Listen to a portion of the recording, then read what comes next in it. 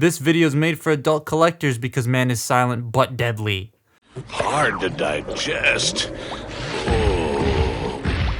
Do not turn your back on me, Maximal Scum!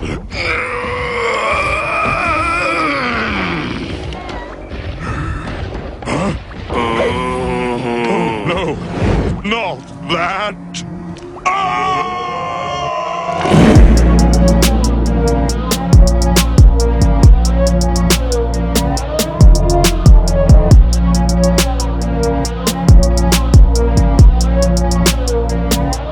This man didn't say a word in the film. Believe me, I rewatched it before this video.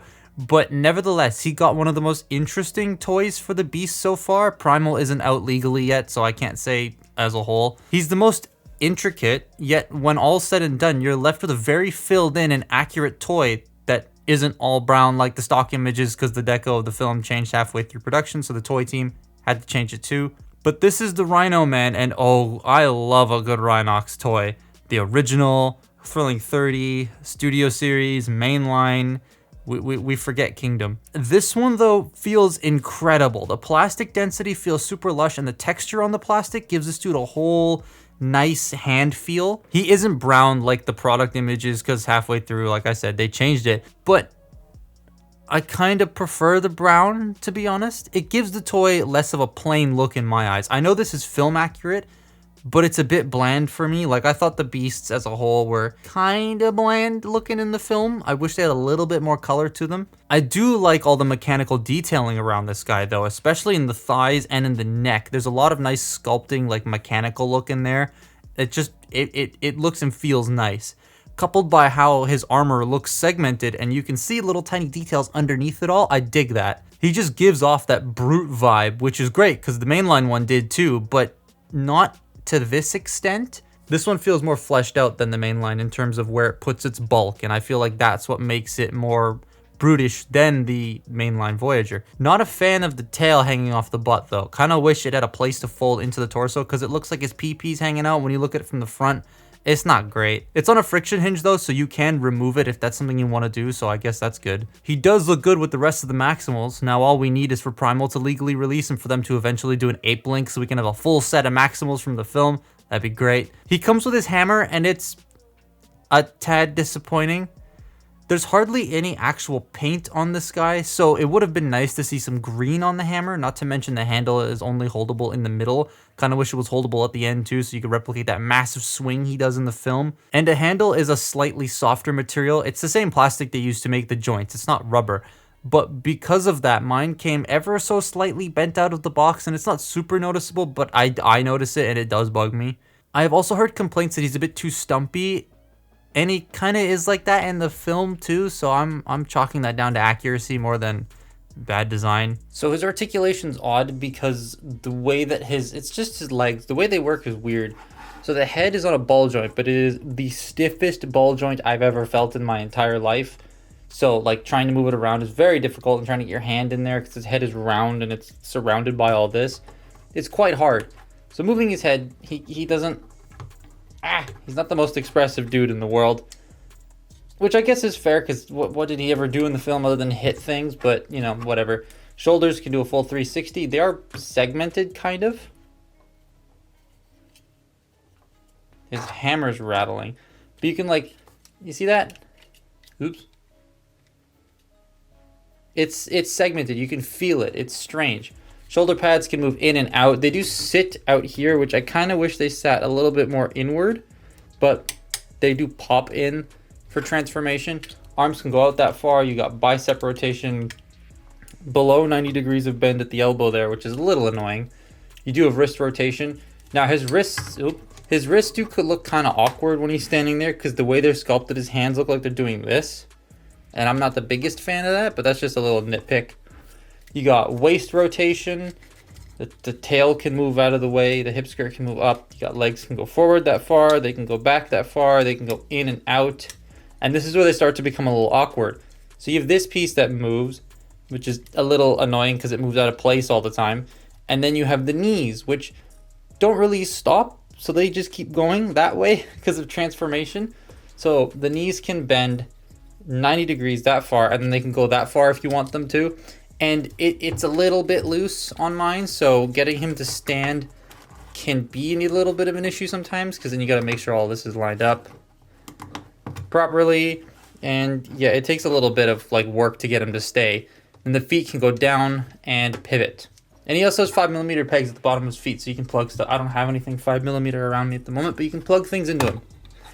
So yeah, he's like, he looks cool in poses. It's just a bit awkward trying to get him into one. So the robot might not be as traditional as Rhinox comes, but this redesign for the robot is I'm actually vibing with. Now on to that rhinoceros mode. All right, let's make him a rhino, because rhinos. I need to move my phone. So this Rhinox transformation is very different from your traditional Rhinox transformation. It shares nothing with, it doesn't share anything with this, but it shares like where certain limbs go with a lot of other Rhinox toys. It's just the way it gets there is very different, and it's mainly in the torso. So the arms, you just basically want to rotate them. Well, first you want to fold the hands in like that. I think that's the right way. We're gonna call it the right way for now. Get this out, rotate. Pop that completely off. That's a problem with mine, is this one likes to come off all the time. Fold that in and then just sort of leave it there. Now we're gonna do the torso. Bring the tail down, open this up, pull out the head, fold the horns in, and yeah, so the head comes from inside the toy, whereas Rhinox usually either stores the head on the back and has the jaw at the front, or just stores the head on the back. This actually folds in and fills in all this hollow space, which makes it feel really dense, which I like. Then we're just going to bring these out like that, open up his torso, bring this section down, clip this in, and fold that in. And that's what really helps to make his armor feel that segmented and like natural, is because it is actually segmented, because it has to transform. And then I think the head just sort of the head stays there. This goes over and folds out and clips over the head. You then open this up to flip out the horn. Flip out the horn. There we go. Bring it out. The horn is made out of a softer material, so if it gets caught, you can just sort of flex it out, which is fine. Then you bring the arms down and in, like that. Aha, I did have them the right way. And now the legs. Clip these in. And then what I like to do is fold these things inward and get them down so that they fit into that little gap at his knees. And then you just bring the tail down and clip it into place, and then this will go into there. Actually, I think I did that wrong. Yeah, no, these go on the outside, not the inside. I'm stupid. There we go.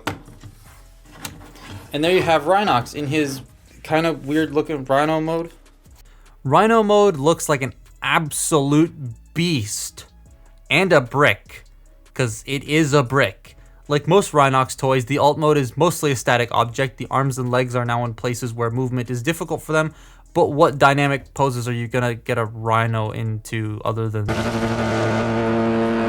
The level of detail here is still on point, though no new details are exposed during the conversion. His tail is also high up in the air, and Rhinos don't usually do that from what I've seen. Their tails just sort of hang down and flick every once in a while. So this looks weird to me. Weapon storage is kind of lame too, but I guess it's there at least. It would have been nice if it like tucked into the robot, or maybe if this became the tail. That would have been neat if you like plugged it in a little bit, stuck out to be the tail. That would have been awesome.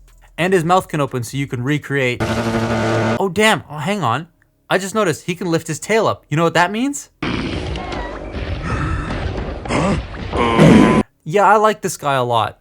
Stupid software update popping up in front of my script that can't read. Go away. Complaints aside, he is my favorite of the Studio Series Beast formers so far. That may change once Primal comes out, because Takara's new pics of him make him look baller, so we shall see.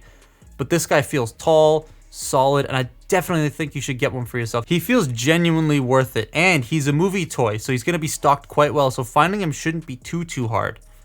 But that's my look at Studio Series Rhinox. Follow me on Twitter and Instagram, and I will see you next time. Bye-bye.